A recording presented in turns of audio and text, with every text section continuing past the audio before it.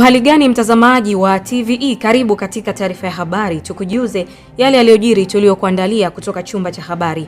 Mimi ni Nezi ya Masinde, nitakusomea habari za kitaifa na kimataifa. Kifuatacho ndani ya TVE habari. Wizara ya Madini yakamata soko haramu la madini Dar es Salaam. SMZ kuagiza tani 33,000 za sukari kutoka India, Brazil na Eswatini. Katika habari za kimataifa, Oman na Iran zakaribia makubaliano ya kufungua mlango wa Hormuz.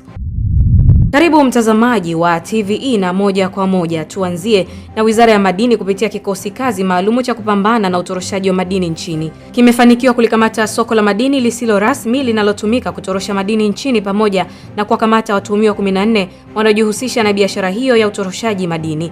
Mwandishi wetu Mrisho Mapeo ana taarifa zaidi. Akizungumza na waandishi wa habari jijini Dar es Salaam, Waziri wa Madini Anton Mavunde amesema kikosi kazi hicho maalum kimefanya operesheni ndani ya jiji la Dar es Salaam na kufanikiwa kupata soko la ununuzi wa madini lisilo rasmi lililopo kwenye mtaa wa Jamhuri, ambapo baadhi ya wachimbaji na wafanyabiashara wa madini wasiokuwa waadilifu wamekuwa wakilitumia soko hilo kinyume na utaratibu. Mavunde amesema kupitia operesheni hiyo kikosi kazi kimefanikiwa kuwakamata watuhumiwa 14 wanaojihusisha na biashara hiyo haramu pamoja na baadhi ya madini ya dhahabu na vifaa mbalimbali na mitambo ya kuchomea na kusafisha dhahabu, ambapo pia kimefanikiwa kukamata fedha taslimu kutoka kwa wafanyabiashara hao kiasi cha shilingi milioni 54 na laki 7. Ameongeza kuwa soko hilo kwa sasa liko chini ya ulinzi, lakini kikosi kazi kinamtafuta mfanyabiashara aliyefanikiwa kutorosha madini muda mfupi kabla ya kikosi kazi kuingia na kwamba mipaka yote ina taarifa za mtuhumiwa huyo. Kikosi kazi pia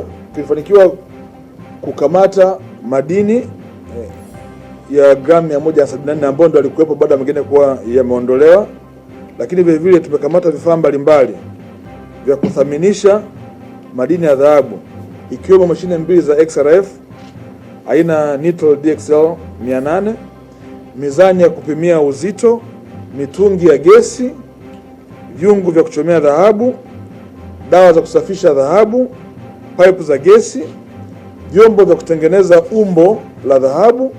Sambamba na hivyo, mashine ya POS ya kutuma pesa kwa ajili ya ununuzi wa madini kutoka kwa wachimbaji pamoja na jumla ya pesa taslimu shilingi milioni 54 laki 7 na elfu 5 ambazo hizi zilikuwepo kwa wakati huo, lakini uchunguzi unaendelea. Inaonekana kuna fedha ambazo zimekuwa zikizungushwa pale na madini ambayo kabla tukio letu hili kufanyika kuna mtu mmoja alikuwa ameshuka nayo, na hivi sasa nimeelekeza kikosi kazi kwamba huyu mtu tutoe taarifa katika mipaka yote, azuiwe kutoka nje ya Tanzania, lakini tutamkamata popote alipo ndani ya nchi yetu ya Tanzania.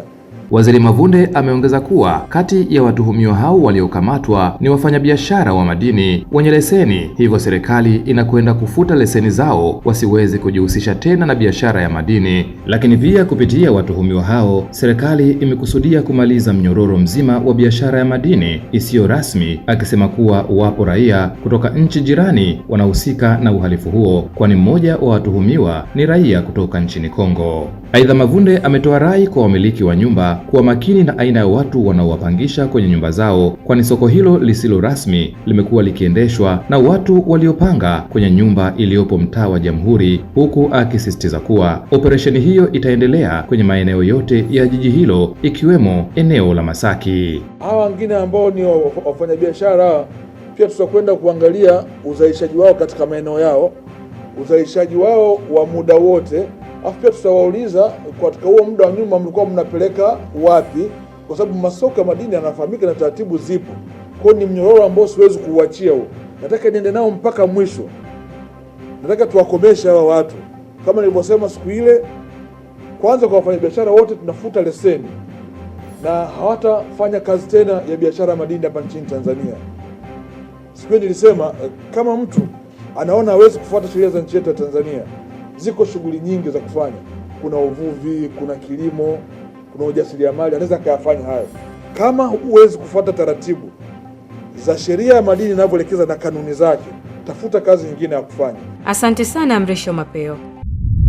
Serikali ya Mapinduzi ya Zanzibar SMZ inatarajiwa kupokea tani 33,000 za sukari kutoka India, Brazil na Eswatini katika hatua inayolenga kukabiliana na uhaba wa sukari uliojitokeza na kuhakikisha bidhaa hiyo inapatikana kwa wingi katika masoko ya Unguja na Pemba. Shehena hiyo inatarajiwa kuwasili Zanzibar hivi karibuni ili kuongeza kiasi cha sukari kinachopatikana katika soko na kupunguza changamoto ya upatikanaji wa bidhaa hiyo. Mwandishi wetu Ellen Manyangu ana taarifa zaidi. Akizungumza kisiwani Unguja, kaimu waziri wa biashara na maendeleo ya viwanda Zanzibar Sharifu Al-Sharifu amesema serikali imechukua hatua hiyo baada ya kubaini upungufu wa sukari katika soko la Zanzibar, huku akieleza kuwa uagizaji huo unalenga kuhakikisha wananchi wanapata bidhaa hiyo kwa wakati na kwa kiasi kinachokidhi mahitaji ya soko.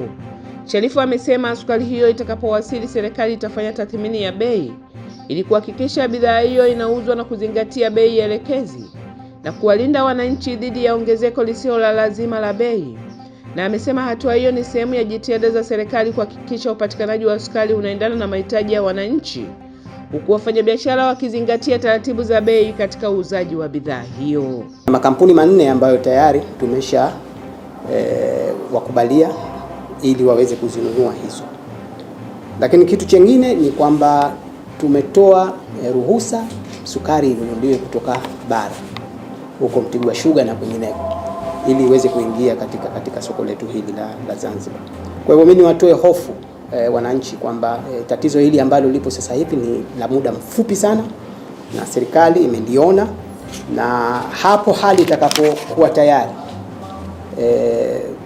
kwa taarifa ambayo tayari tunayo, kuna tani karibu 33,000 za sukari ziko njiani zinakuja Zanzibar. Kwa hiyo inaashiria kwamba hili tatizo kwa muda mfupi sana litaondoka.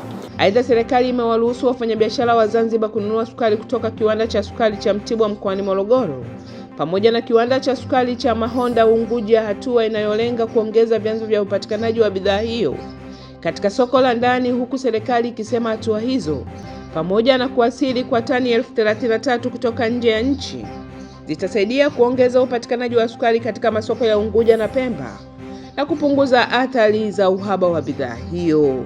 Ni taarifa yake Ellen Manyangu. Kufuatia mageuzi makubwa ya sayansi na teknolojia yanayoendelea kote duniani, viongozi wa dini nchini wametakiwa kuimarisha mafundisho kuhusu maadili katika nyumba za ibada pamoja na makongamano mbalimbali ya kidini kwa lengo la kukinusuru kizazi cha sasa dhidi ya mmomonyoko wa maadili unaoendelea kujitokeza katika jamii. Taarifa zaidi na Ibrahim Godfrey Mlele kutoka Njombe. Wito huu umetolewa na Elias Chakupewa katika ibada maalum ya kuwekwa wakfu na kuwekwa kitini askofu mkuu wa Diocese ya South West Tanganyika Njombe mjini, Esau Kahwili, ambapo amesema dunia kwa sasa inakabiliwa na changamoto kubwa ya maadili. Hivyo amemtaka askofu mpya kuhakikisha anakuwa miongoni mwa watu watakaopiga vita changamoto ya maadili katika jamii. Kama unavyojua, kanisa limechanganyikiwa huko duniani. Kule ambako tumeipokea ikitokea wameshachanganyikiwa. Kipindi ambacho wanaume wanajibadilisha kuwa wanawake na wanawake wanajibadilisha kuwa wanaume na wanataka kubatizwa upya, kwa sababu walipobatizwa kama mwanamke aliitwa Sara, sasa anataka kuitwa Anderson, na kanisa linahusika na kushiriki katika uovu huo. Lakini ndio kipindi ambacho Mungu anakuita wewe ili uwe askofu. Utaliambia nini kanisa la Mungu la Tanzania katika Diocese ya South West Tanganyika? Utasimama katika njia ipi sahihi katika kuhakikisha kwamba kanisa la Mungu linaendelea kusimama vyema? Akizungumza katika ibada hiyo kwa niaba ya Rais wa Jamhuri ya Muungano wa Tanzania, mkuu wa mkoa wa Njombe Anthony Mtaka amesema nchi na ulimwengu tuko kwenye changamoto ya maadili. Tuna watu wachache sana wenye ujasiri wa Askofu Chakupewa kuzungumzia swala la maadili kwenye jamii, ndani ya kanisa, hata kwenye jamii, hata kwenye serikali. Mnaweza mkakosa watu wenye ujasiri wa kuzungumzia maadili, rushwa, maadili ya uongozi, hata mambo aliyozungumza hapa kuhusu ndani ya kanisa, mambo ya ushoga, bado watu watafuna maneno kuzungumza. Tunaomba makanisa, madhehebu ya dini yawe na ujasiri wa kuzungumzia maadili ndani ya jamii, maadili ndani ya kanisa. Aliongoza ibada hiyo ni mkuu wa kanisa Anglikana Tanzania Dr. Maimbo Mndolwa, na hapa anapongeza utulivu mkubwa uliopo katika Diocese ya South West Tanganyika. Tunawashukuru wazee hawa na wote waliotangulia kwa kuijenga Diocese ya South West Tanganyika. Baba Askofu Matthew, kama kuna wakati tuna kanisa limekwenda kwenye mwendo wa utulivu, basi ni dayosisi hii. Mshukuru Mungu sana. Sababu huko duniani mitifuano ni mingi sana. Kuna mitifuano ya kiuchumi, kuna mitifuano ya kisiasa, kuna mitifuano ya ndoa.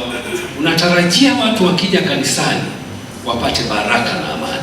Katika hotuba yake ya kwanza, askofu mpya wa Dayosisi ya South West Tanganyika, Esa Ukawili, amesema, tumie fursa hii kuwaalika Wakristo wote kwa ujumla kuendelea kuniombea na tuendelee kuombeana. Mimi nitaombea na ninyi mniombee. Paulo anasema, naomba mniombee ili niihubiri Injili kwa ujasiri.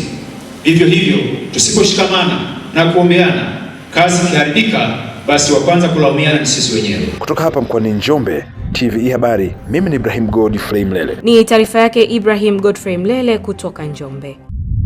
Tume ya maendeleo ya ushiriki nchini TCDC imewataka wadau wa sekta ya kifedha kuendelea kushirikiana na tume hiyo katika kukuza zana za matumizi ya kidijitali katika sekta ya ushiriki ili kuendeleza na kulinda sekta hiyo ambayo imekuwa mshiriki wa karibu kwa wakulima nchini. Taarifa hii na Goodluck Msola. Akizungumza jijini Dodoma katika hafla ya Vuna na Mixi ambayo imewezesha vitendea kazi kwa wakulima na viongozi wa vyama vya ushirika zaidi ya 25 ambao wamefanya vyema katika msimu wa kilimo wa mwaka juzi na mwaka jana, mtendaji mkuu wa tume ya maendeleo ya ushirika nchini TCDC, Dr. Benson Ndiege, amesema ushirikiano baina ya tume na wadau wa sekta binafsi wakiwemo Mixi umeleta mageuzi katika mfumo wa malipo kwa wakulima wanaouza mazao kupitia stakabadhi za ghala. Amesema matumizi ya malipo ya kidijitali yameondoa changamoto mbalimbali zilizokuwa zikitokana na matumizi ya fedha taslimu, ikiwemo ucheleweshaji wa malipo pamoja na upotevu wa fedha, huku wakulima wakipokea fedha zao kwa usalama na kwa wakati. Sisi kama ushirika tumeamua kwenda kidijitali. Wakulima walime vizuri, wauze mazao yao kidijitali na walipe kidijitali.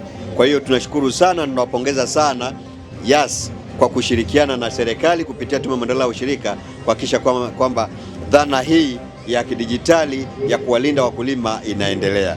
Lakini wapongeze sana nyie wakulima kwa niaba ya wakulima wote nchi nzima ambao wameona kwamba matumizi ya kidijitali ni njia rahisi, ni njia nzuri ya kuweza kuwalinda. Kwa upande wake, meneja wa biashara wa Mixi kanda ya kati, Bwana Charles Gaspar, amesema kampuni hiyo imeendelea kushirikiana na serikali pamoja na vyama vya ushirika katika kuhakikisha wakulima wanapata huduma za kifedha zilizo salama na rahisi na za haraka. Tumekabidhi zawadi kwa wakulima wetu mbalimbali. Tumetoa guta kwa chama ambacho kimefanya vizuri kuanzia msimu wa mwaka juzi, na tumekabidhi pikipiki kwa wakulima waliojishindia kanda ya kati. Tumekabidhi pia baskeli kadhaa. Kwa ujumla tumetoa zawadi kati ya zaidi ya wakulima 25, na tuko hapa kwa shukuru kwa kutuunga mkono kuendeleza huduma zetu za kifedha Tanzania. Naye mmoja wa viongozi wa chama cha ushirika cha Tungu AMCOS akitokea mkoani Singida, Mariam Chimwaga, amesema hatua ya tume kushirikiana na taasisi za fedha ikiwemo Mixi katika kutoa malipo kwa wakulima imesaidia kuondoa usumbufu wa muda mrefu wa uchelewaji wa malipo uliokuwepo awali, hatua ambayo iliathiri wanachama. Asante sana Goodluck Msola. Zaidi ya vijana 420 wazao wa kijiji cha Lubeho kata ya Nyakafu katika halmashauri ya Mbogwe mkoani Geita umenufaika na fursa za ajira zinazotokana na mradi wa bomba la mafuta wa EACOP. Mbali na ajira, baadhi ya vijana hao wamepata mafunzo ya ufundi wa mikono pamoja na uendeshaji wa mitambo, hatua inayolenga kuwawezesha kupata ujuzi na fursa za kiuchumi hata baada ya kukamilika kwa mradi. Mwamvita Mkondo ana taarifa zaidi kutoka mkoani Geita. Mradi wa bomba la mafuta EACOP umeendelea kuwa chanzo cha ajira na ujuzi kwa jamii zinazozunguka mradi huo, huku wazawa wakipewa nafasi ya kushiriki katika shughuli mbalimbali za utekelezaji. Akizungumza wakati wa ziara ya kukagua maendeleo ya mradi huo, mkurugenzi wa uwekezaji wa TPDC Deli Kimoshi amesema mradi huo umezingatia ushirikishwaji wa wazawa, hususan vijana. Amesema fursa hizo zimekuwa na mchango pia katika kuwawezesha vijana kutumia muda wao katika shughuli za uzalishaji badala ya kujihusisha na vitendo hatarishi ikiwemo uhalifu. Tumeridhika na utekelezaji wa mradi, na kama mlivyojionea wenyewe hata kwenye kituo hichi au station hii wapo kwenye 88%, na kwa hapa wanategemea kwamba kabla ya mwezi wa 10 hujafika watakuwa wamemaliza utekelezaji wa kituo hichi. Na hii nafikiri kama ulivyoona tofauti, ile station ya jana ilikuwa ndogo kidogo, hii ni kubwa zaidi, na ndio maana umegundua hata wale ilikuwa jana tunamaliza mwezi wa 9 mwanzoni, lakini hawa itaenda mpaka mwezi wa 10. Kwa upande wake mkurugenzi wa rasilimali watu na huduma kwa mradi wa EACOP ambaye pia ni kaimu meneja wa EACOP Tanzania Geoffrey Mponda amesema vituo vinavyohusishwa na mradi huo vina nafasi muhimu katika utekelezaji wake, ikiwemo shughuli za kupokea mafuta. Mponda amesema pamoja na utekelezaji wa mradi huo wamekuwa wakizingatia namna ya jamii inayozunguka mradi inavyoweza kunufaika. Ulivyotengenezwa, ulivyoratibiwa na kubuniwa, design ya mradi wenyewe una urefu wa kilomita 1443 kuanzia unapotoka eneo la Hoima mpaka inapoishia Chongoleani Tanga. Na katika hizo kilomita 296 zipo nchini Uganda na kilomita 1147 ziko nchini Tanzania. Kwa hiyo unaweza kaona tu kwanza kiutekelezaji wa mradi, Tanzania inanufaika kwa kutekeleza mradi kwa zaidi ya 80%. Suala la maudhui ya ndani nalo limepewa nafasi katika mradi huo, huku wazawa wakishirikishwa katika ajira na shughuli mbalimbali za kitaalamu. Meneja wa maudhui ya ndani katika mradi wa EACOP, Neema Kweka, amesema zaidi ya 82% ya watendakazi katika mradi huo ni wa Tanzania. Na tunapenda kushukuru sana kwa sababu wizara imejionea kwamba mradi unatekelezwa kufuatana na mipango ya kimkakati iliyoko kwenye ilivyoandikwa, ndivyo ambavyo mradi huu unatekelezwa. Na kwa kipekee tumeweza kuona kwamba zaidi ya 82% za watendakazi kwenye huu mradi ni wa Tanzania, ambao wako kwenye viwango vya level ya juu, level ya chini na level ya kati. Wote wamenufaika na kutoa huduma kwenye huu mradi. Lakini pia kitu cha muhimu sana ni kwamba mradi huu utakapofika mwisho, Watanzania ambao wametengewa ujuzi wa kipekee ndio wataendesha operation ya mradi huu. Kwa vijana hawa, ajira na mafunzo wanayoyapata kupitia mradi huu yanaonekana kuwa ni zaidi ya fursa ya kipato, kwani wameongeza ujuzi ambao wanaweza kutumia katika shughuli nyingine za kiuchumi. Nimeingia kama saidia fundi. Tunaushukuru huu mradi umetuongezea maarifa mengi, maana hatukuwa na uelewa wa jinsi ya kufanya kazi. Kwa mfano kama mimi tuliingia kama masaidia, lakini sasa nipo kama fundi. Naweza nikashika mashine ya welding nikachomelea, tunakata kwa kutumia vipimo maalum.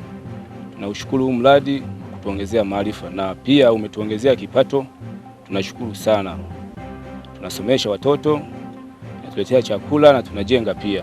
Nimeingia kwenye huu mradi mwaka 2024 mwezi wa 6.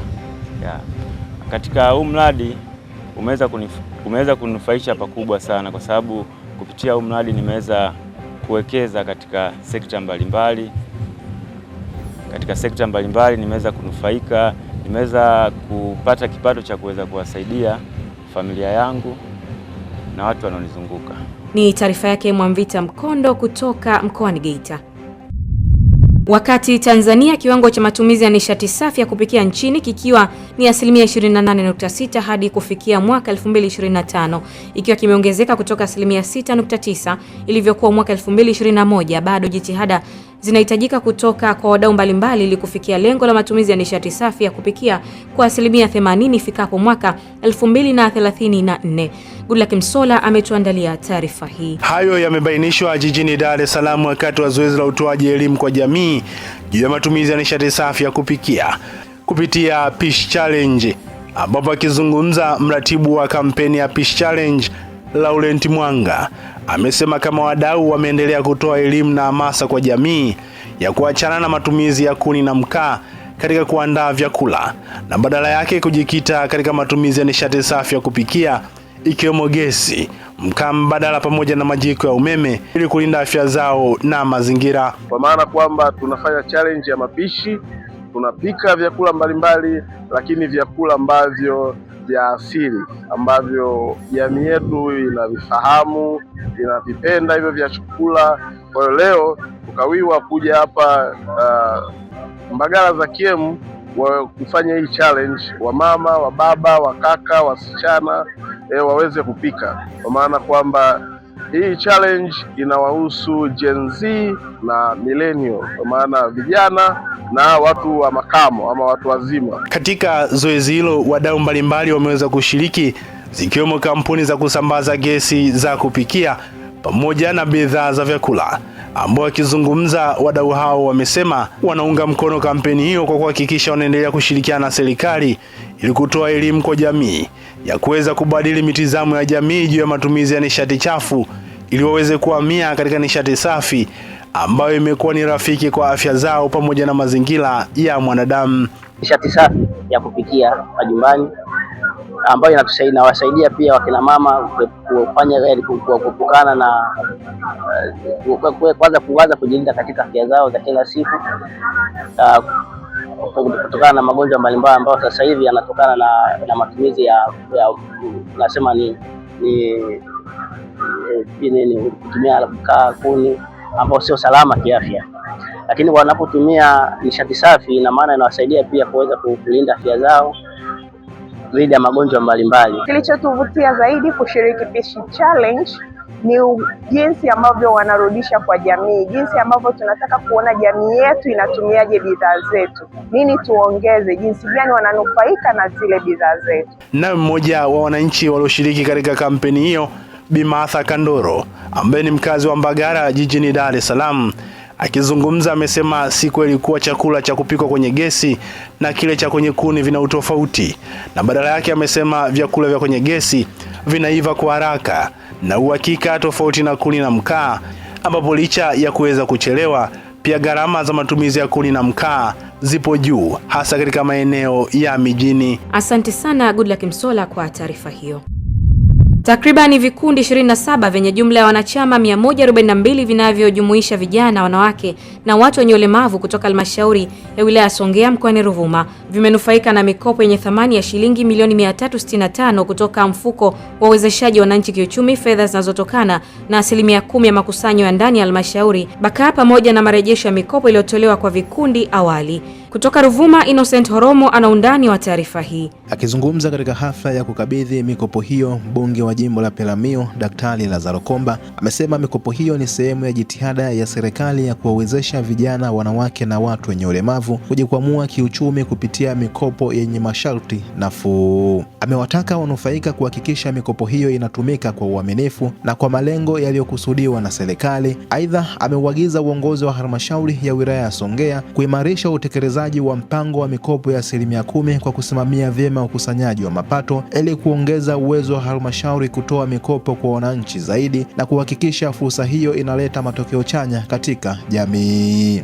Lengo la mikopo hii inalenga kuinua uchumi kwenye makundi haya matatu. Nia njema ya serikali ya Daktari Samia Suluhu Hassan ni kutomwacha mtu yoyote nyuma katika suala la uchumi, na wazo ilikuwa ni namna ya kuwezesha kupata mitaji, kusimamia biashara za pamoja, kuendesha kilimo cha pamoja na namna nyingine, ili wote tuende mbele katika suala la uchumi. Kwa upande wake, afisa maendeleo ya jamii halmashauri ya wilaya ya Songea Amina Rajabu amesema wanufaika wa mikopo hiyo wamepatiwa mafunzo mbalimbali kabla ya kupokea fedha hizo, yakiwemo mafunzo ya usimamizi wa fedha na uendeshaji wa shughuli za kiuchumi. Amesema mafunzo hayo yamelenga kuwajengea uwezo wa kutumia mikopo hiyo kwa ufanisi. Vikundi hivi vyote 27 vilipatiwa mafunzo kabla ya kupata mikopo na baada ya kupata mikopo, na mafunzo hayo waliweza kuwezeshwa mada mbalimbali ikiwemo usimamizi wa biashara, utunzaji wa kumbukumbu na uwekaji akiba, uandishi wa taarifa za kikundi, usalama barabarani, usimamizi wa fedha na mali za kikundi. Walifundishwa kuhusu mpango wa marejesho pamoja na ujazaji na utimizaji wa mikataba, na walifundishwa mbinu za kisasa za kilimo cha mahindi, soya, alizeti, ufuta pamoja na masoko yake. Niwaombe wataalamu wetu wa halmashauri, endeleeni na hizi jitihada mnazozifanya, lakini endeleeni kuwafikia na hata wale ambao wamekosa sifa za kukopesheka, Kwa nini wamepoteza sifa za ukopeshaji?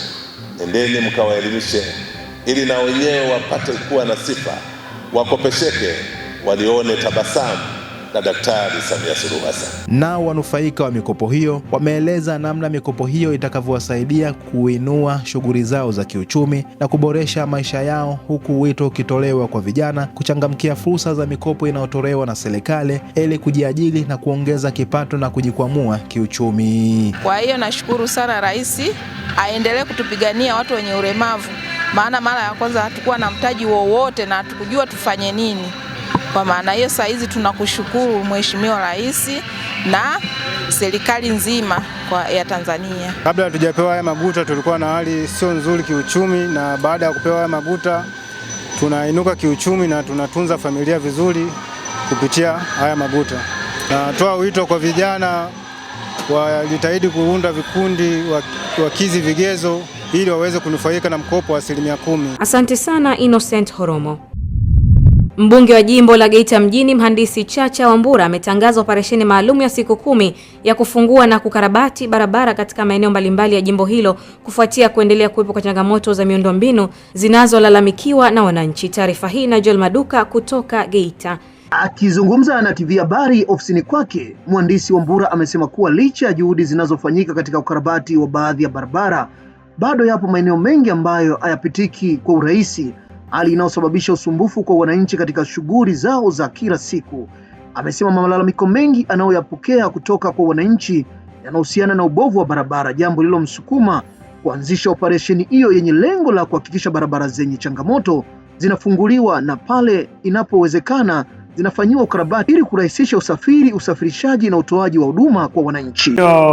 Pamoja na mazungumzo hayo, na mimi nikapata nafasi ya kuwajulisha kwamba sasa tumekaa na tumeanzisha utaratibu. Tuna siku 10 ambazo tunasema tuna siku 10 za moto, ambayo ni operation ifungua barabara katika jimbo letu la hapa Geita mjini. Kwa hiyo tutakuwa na siku 10 ambazo vifaa, mashine ziko kazini asubuhi mpaka jioni, na vijana wangu kwa maana katibu wangu na makatibu wangu wote tumekubaliana na mimi mwenyewe twende kusimamia barabara, tufungue mitaa yote ambayo haijawahi kufunguliwa, lakini tukarabati ile mitaa yote, zile barabara zote ambazo zina changamoto. Katika kutekeleza operation hiyo, wananchi nao wamejitokeza katika maeneo yao kuunga mkono juhudi hizo wa kushiriki katika zoezi la kukata miti, kuondoa vizuizi na kusafisha maeneo ya barabara ili kuwawezesha magari na watumiaji wengine kupita kwa urahisi. Sisi kama wananchi wa Magogo tumehamasika sana kwa juhudi zake kubwa anazozifanya katika kuleta maendeleo na kuboresha miundombinu ya jimbo la Geita. Hivyo sisi wananchi wa mtaa wa Magogo hatujabaki nyuma, tumehakikisha kuwa tunaungana naye mbunge wetu wa Geita mjini kuona kwamba ni hamasa gani anayotupa kwetu sisi wananchi. Kwa hiyo sisi hatujabaki nyuma. Tumeamua kukata miti hii ili kurahisisha namna ya uwezaji wa kupita lile greda kwa ajili ya kutengeneza barabara hizi za mtaa wa Magogo. Kupata nafasi hii kwa kufunguliwa kwa barabara yetu ya mtaa ambayo ilikuwa imetusumbua muda mrefu, imekuwa ni changamoto kubwa sana kwenye mtaa wetu wa Magogo huu, lakini ninashukuru kwa mheshimiwa wetu mbunge kwa kuliona hili. Tunashukuru sana kwa kuja kutufungulia mabarabara yetu, ingawaje ni awali ya kwanza. Ninajua ipo siku tena atakuja tuwekee moram.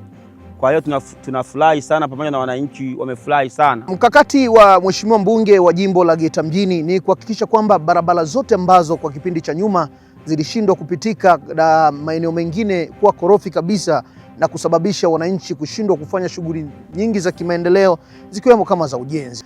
Ni ya siku 10 ambazo mheshimiwa mbunge amezitangaza kuhakikisha kwamba barabara zote zilizopo katika jimbo la Geita mjini zinakwenda kupitika kwa wepesi na kwa urahisi zaidi.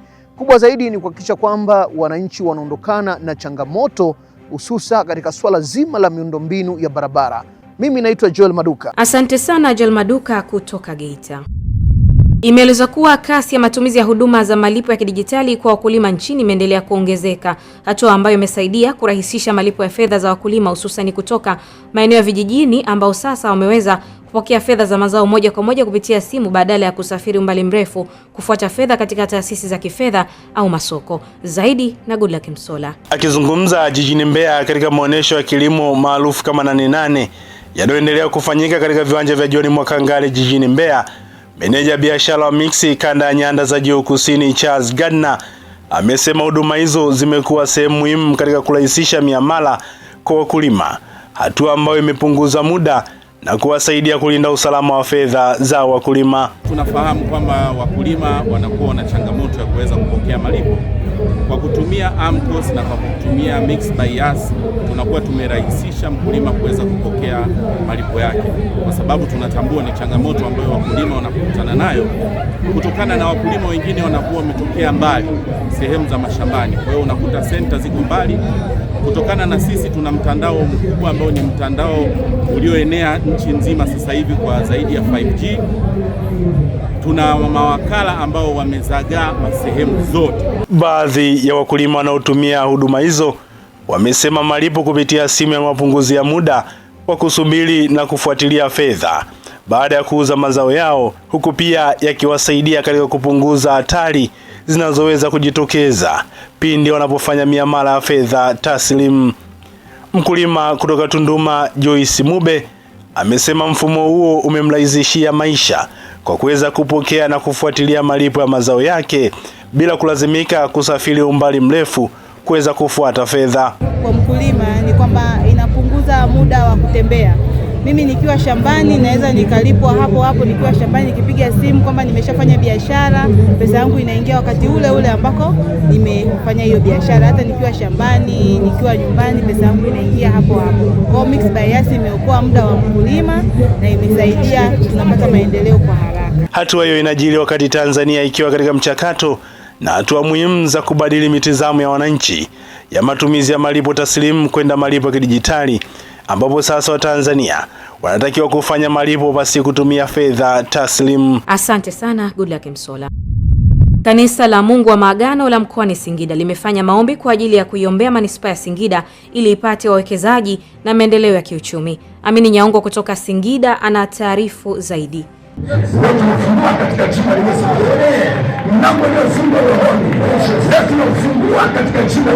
Hayo yamefanyika katika kanisa la Mungu wa Maagano linaongozwa na mchungaji Joseph Filipo kwa ajili ya maendeleo ya manispaa ya Singida. Hapa baadhi ya waumini wakieleza umuhimu wa maombi hayo. Umuhimu wa maombi haya ni cha kwanza ni kuleta umoja ili tupate kuwa na kitu kimoja ambacho tunaweza tukapeleka manispaa mahali ambapo Mungu amekusudia. Lakini namba 2 ni kujenga ushirikiano baina ya viongozi wa dini na viongozi wa serikali. Lakini namba 3 ni ushirikiano pamoja na viongozi na wananchi ndani ya manispaa hii ya Singida. Kwa sehemu ya washiriki tunamshukuru sana Mwenyezi Mungu kwa sababu tunaamini kupitia ibada hii itaenda kufungua mambo mengi ikiwepo chachu ya mafanikio ya Singida pamoja na manispaa ya Singida mjini. Ibada hii imekuwa na umuhimu mkubwa kwetu kwa sababu bila Mungu nchi haiwezi kuendelea. Ndio maana Mungu anasema kwamba heri taifa ambalo Bwana ni Mungu wao, kwa sababu viongozi wa manispaa hii wamekubali, imeonyesha kwamba Mungu ni Bwana Mungu wetu. Upande wa mstahiki meya wa manispaa ya Singida Geoffrey Mdama amempongeza mchungaji Filipo na kanisa hilo kwa maono yao. Ni kwamba mimi ni mara yangu ya kwanza kuona maombi ya low level, kwa maana tutaiombea halmashauri ya manispaa. Tunaliombeaga taifa in general. Lakini leo hii umetuongoza Baba, baada ya maono haya kuyapata, ukaamua tekeleze neno la Mungu, kuiombea manispaa ya Singida iweze kufunguka kiuchumi, iweze kufunguka kimiradi mbalimbali, iweze kufunguka kwa habari ya maendeleo ya Singida. Asante sana Amini Nyaongo kwa taarifa hiyo. Mkurugenzi mkuu wa mamlaka ya maendeleo ya biashara Tanzania TanTrade Balozi Ephraim Mafuru amewataka wakulima na wazalishaji wa bidhaa za kilimo kuzingatia ubora na mahitaji ya masoko ili kuongeza ushindani wa bidhaa zinazozalishwa nchini. Huyu hapa Josephine Kaponya na taarifa hii kutoka Dodoma. Balozi Mafuru ametoa kauli hiyo baada ya kuhitimishwa kwa kilele cha maonesho ya wakulima 88 yaliyofanyika katika viwanja vya Samuel Malechela Nzuguni jijini Dodoma. Amesema kuzingatia ubora wa bidhaa ni muhimu kwa wazalishaji kupata masoko yenye uhakika ndani ya Tanzania na nje ya nchi, ikiwemo masoko ya Afrika Mashariki na maeneo mengine ya kimataifa. Ni kuendelea kuhamasisha kampeni yetu ya Made in Tanzania ili wazalishaji walio wengi wa huduma na wa bidhaa na huduma zinazozalishwa nchini Tanzania ziweze kutambulika. Hii ni nembo ambayo inakutambulisha wewe mzalishaji wa Tanzania mwenye bidhaa yako ambao unatafuta soko la ndani lakini na soko la nje. Kama jinsi tunavyokumbuka, takwimu zinatuambia bidhaa zenye thamani ya dola bilioni 10 ziliweza kuuzwa nje ya Tanzania, lakini sisi tunaamini tuna uwezo wa kuuza zaidi hata ya dola bilioni 20. Lakini ili tufikie huko ni lazima tuweze kutambua soko, tuweze kuboresha ubora wa bidhaa zetu, lakini tuweze kutambua gharama halisi zinazohusika kabla bidhaa hii haijafika sokoni. Aidha, amebainisha kuwa wazalishaji wanapaswa kuzingatia mahitaji ya walaji katika soko wanalolenga, ikiwamo viwango vya ubora, ufungashaji na uongezaji thamani wa bidhaa ili kuongeza nafasi ya bidhaa za Tanzania katika ushindani wa kimataifa. Majukumu yetu ni kuhakikisha ya kwamba tunaratibu na kuhamasisha uwekezaji na uzalishaji wa bidhaa za Tanzania na kuziendeleza ziweze kutambulika kwa ubora wake, ziweze kuuzika vizuri ndani na nje ya nchi. Na katika kuwezesha hayo, mamlaka pia inashiriki katika maonesho mbalimbali. Aidha, amesema TanTrade itaendelea kuwaunganisha wazalishaji wa masoko mbalimbali kwa kutoa taarifa za fursa za kibiashara na kuwawezesha kuelewa mahitaji ya masoko wanayolenga, na kueleza kupitia hatua hizo wakulima na wazalishaji wataweza kuongeza thamani ya mazao yao, kupata masoko yenye tija na kuchangia katika kukuza biashara ya Tanzania ndani na nje ya nchi. Mtazamaji, hii ni taarifa ya habari na mimi ni Nezia Masinde. Tupate mapumziko mafupi kisha tutaendelea na taarifa ya habari. Kifuatacho ndani ya TVE habari. Katika habari za kimataifa, Oman na Iran zakaribia makubaliano ya kufungua mlango wa Hormuz.